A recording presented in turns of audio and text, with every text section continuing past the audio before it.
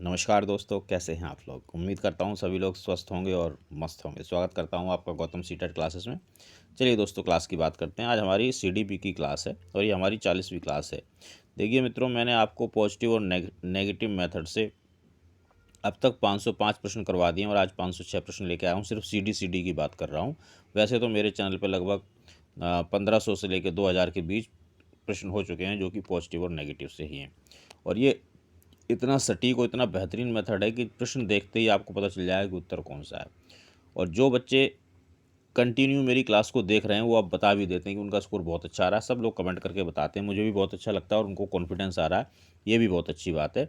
तो चलिए मित्रों, क्लास स्टार्ट करते हैं और देखते हैं कैसे पॉजिटिव और नेगेटिव से हम प्रश्न को देखेंगे और हमें उत्तर का पता चल जाएगा। पहला प्रश्न, कक्ष में जेंडर विभेद। देखिए, जेंडर विभेद को थोड़ा समझ लेना जरूरी है। जेंडर विभेद का मतलब होता है कि कुछ चीज़ों में किसी विशेष जेंडर को फिक्स कर देना, जेंडर रूढ़िबद्धता होती है। जैसे हमने फिक्स किया हुआ है कि जो गर्ल्स हैं, है ना, वो घर के काम करेंगी, जो बॉयज़ हैं वो बाहर के काम करेंगे।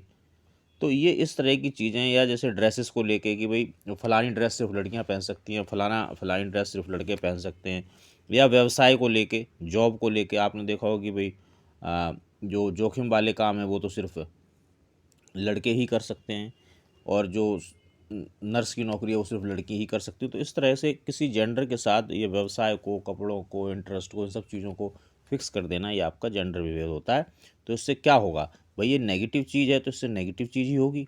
तो हमें क्या ढूंढना है, हमें ढूंढना है नेगेटिव। प्रश्न को इस तरह से पढ़ने की आदत बनाइए कि वो पॉजिटिव पूछ रहा है, नेगेटिव। जैसे ही आपको पता चल जाएगा आपको आंसर भी मिल जाएगा। देखिए, शिक्षार्थियों के निष्पादन को प्रभावित नहीं करता। निष्पादन मतलब परफॉर्मेंस।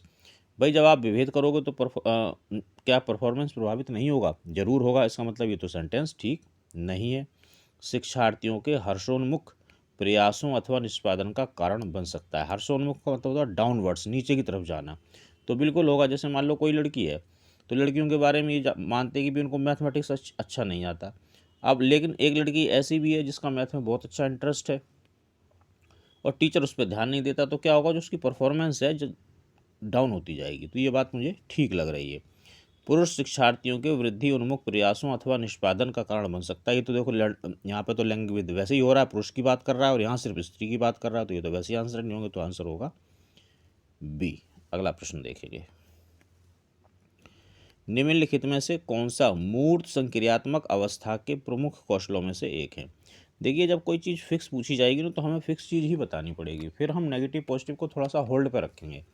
देखिए, मूर्त संक्रियात्मक जो अवस्था है, ये पियाजे ने 4 अवस्थाएं दी।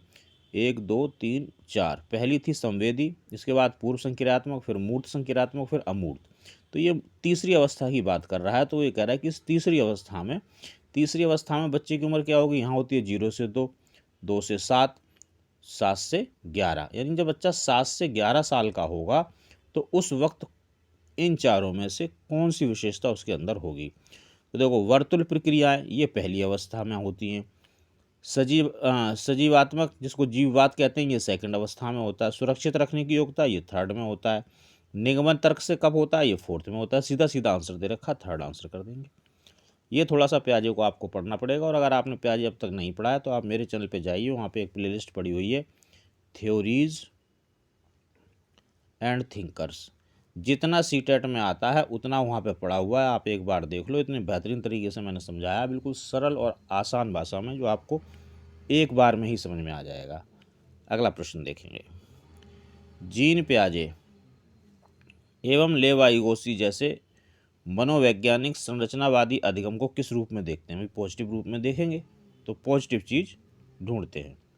सक्रिय विनियोजन से अर्थ निर्माण की प्रक्रिया, सक्रिय पॉजिटिव, अर्थ पॉजिटिव। कौशलों का अर्जन, इसमें ना कुछ नेगेटिव है ना कुछ पॉजिटिव है। प्रतिक्रियाओं का अनुबंधन, ना नेगेटिव ना पॉजिटिव। निष्क्रिय, निष्क्रिय होता है आपका नेगेटिव। ये पॉजिटिव है, ये पॉजिटिव है। निष्क्रिय नेगेटिव है। इसमें ना नेगेटिव ना पॉजिटिव, इन दोनों में। तो इनको तो हम होल्ड पर कर देंगे। पूछ क्या रहा है? पॉजिटिव पूछ रहा है, तो आंसर क्या होगा? ए। अब देखो, जब आप नेगेटिव पॉजिटिव सीख जाते हैं तो आपको सीधा सीधा दिखाई दे रहा है, यहाँ तो सक्रिय है, यहाँ तो अर्थ है। आंसर तो यही होगा। देखो, देखते ही आंसर मिला। ऐसे ही मिलेगा। सी टेट में फर्स्ट पेपर में 90 मार्क्स का पोर्शन ऐसा है, CDP का CDP का पोर्शन है ये, जो पॉजिटिव और नेगेटिव से आप बटे बटे नंबर लाओगे इस पे। बस क्या करना है आपको, नेगेटिव और पॉजिटिव सीखना है। कैसे सीखोगे? बहुत आसान तरीका है। आप मेरे जिस भी सब्जेक्ट की क्लास देख रहे हो मेरे चैनल पे, उसको एक तो आपको सीरियल वाइज देखना है, नंबर 1, और दूसरा स्किप नहीं करना है। क्योंकि अगर आपने स्किप कर दिया तो फिर आपको ये समझ में नहीं आएगा पॉजिटिव क्यों पॉजिटिव है, नेगेटिव क्यों नेगेटिव है। तो चलिए ये वाला प्रश्न देखते हैं। निम्नलिखित में से कौन से कारक बच्चे के समाजीकरण में एक महत्वपूर्ण भूमिका अदा करते हैं? तो जो पॉजिटिव होंगे वही अदा करेंगे। देखो, मीडिया, विद्यालय, परिवार, पास पड़ोस, मुझे तो ये चारों ही लग रहे हैं। कहीं है ऑप्शन? हाँ ये रहा। देखो, ये बच्चे की जो समाजीकरण होता है, यानी कि समाज में रहने के जो नियम कानून है, बच्चा सब जगह से सीखता है। मीडिया से भी सीखेगा, परिवार से तो सीखता ही सीखता है, विद्यालय से भी सीखेगा, पास पड़ोस से भी सीखेगा। फर्स्ट आंसर होगा यहाँ पे। बाल मनोविज्ञान का क्षेत्र कौन सा होगा? पॉजिटिव होगा। हर प्रश्न को पॉजिटिव और नेगेटिव के नज़रिए से पढ़िए। जो CDP के प्रश्न हैं आपको आंसर जरूर मिलेगा, और 100% बिल्कुल ठीक मिलेगा। देखिए, केवल केवल केवल, कहीं पे भी आ जाए केवल, मात्र, सिर्फ, ही, एकमात्र, ये नेगेटिव होता है। क्यों नेगेटिव होता है? क्योंकि ये चीज़ों को बाउंड कर देता है। तो जब ये 3 आंसर नहीं है तो आंसर तो चौथा ही होगा। चौथा देख लो, गर्भ अवस्था से किशोर अवस्था की विशेषताओं का जो अध्ययन है वो बाल मनोविज्ञान के अंतर्गत किया जाता है। अगला प्रश्न देखेंगे।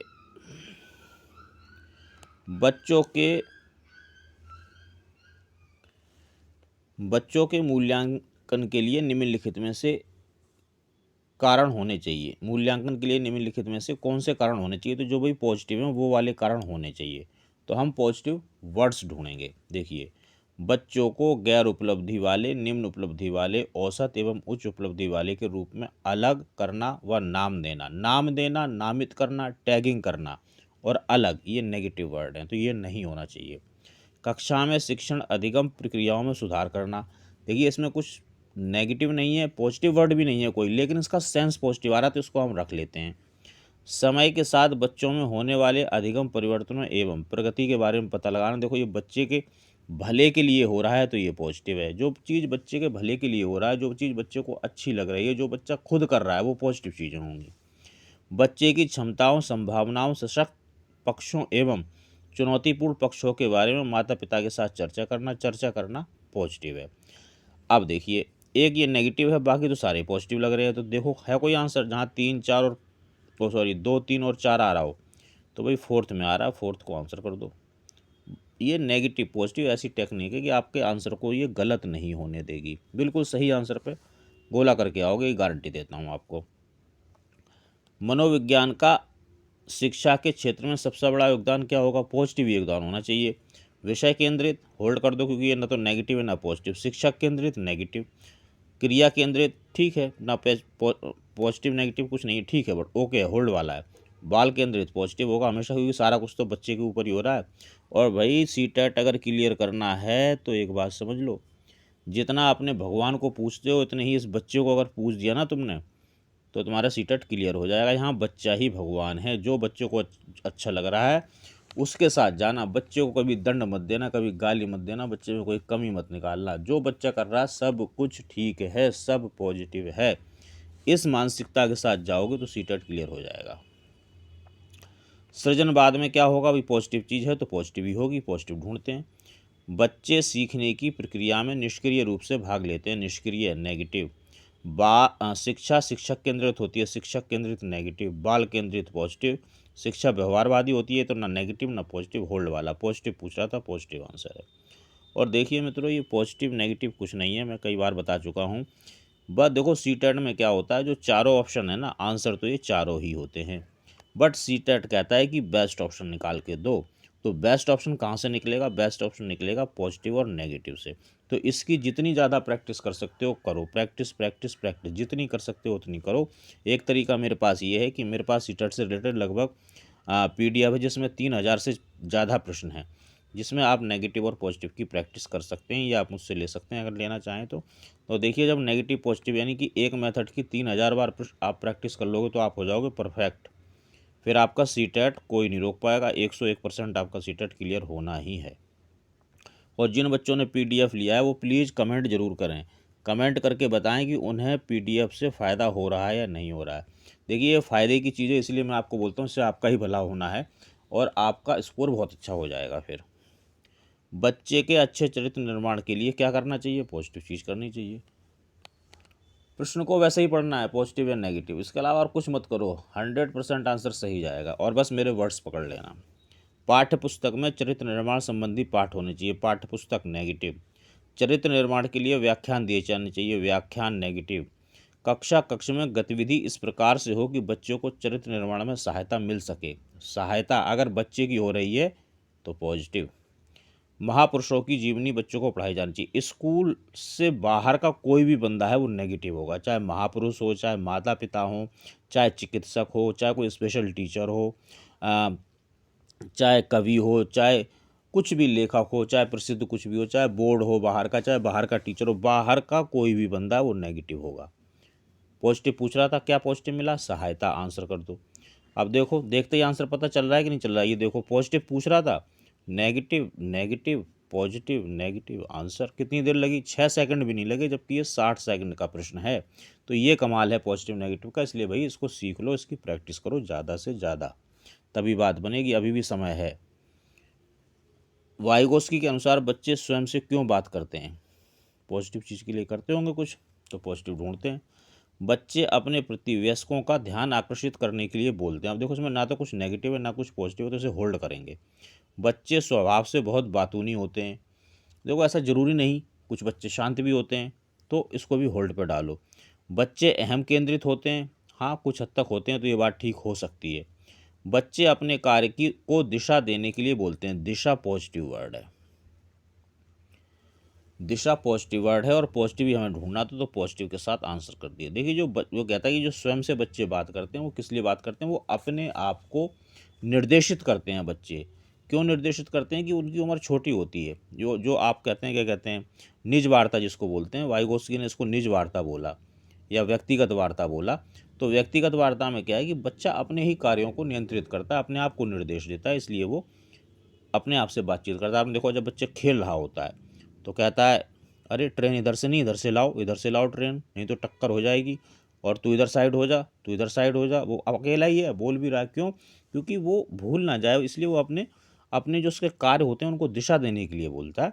तो यह हमारा आंसर हो गया डी। तो देखिए दोस्तों, नेगेटिव पॉजिटिव से फटाफट आंसर आता है और बिल्कुल करेक्ट आंसर आता है। मित्रों, ये मेरी छोटी सी क्लास थी। कमेंट करके जरूर बताएं आपका स्कोर क्या रहा और क्लास आपको कैसी लगी। बाकी सीटेट से रिलेटेड कोई भी दिक्कत है, इस नंबर पे आप मुझे मैसेज करें, व्हाट्सअप करें, मैं आप उसका जवाब जरूर दूंगा। आपको पीडीएफ चाहिए, नोट्स चाहिए, या कुछ भी XYZ आपको गाइडेंस चाहिए, आई विल हेल्प यू। और दोस्तों, चैनल को सब्सक्राइब जरूर करो, शेयर करो, और लोगों का ही भला होना चाहिए, लाइक करो, थोड़ा अच्छा लगता है मुझे भी। चलिए मैं दोस्तों, मिलेंगे अगली क्लास में। तब तक आप लोग मेहनत करते रहिए, स्वस्थ रहिए और मस्त रहिए।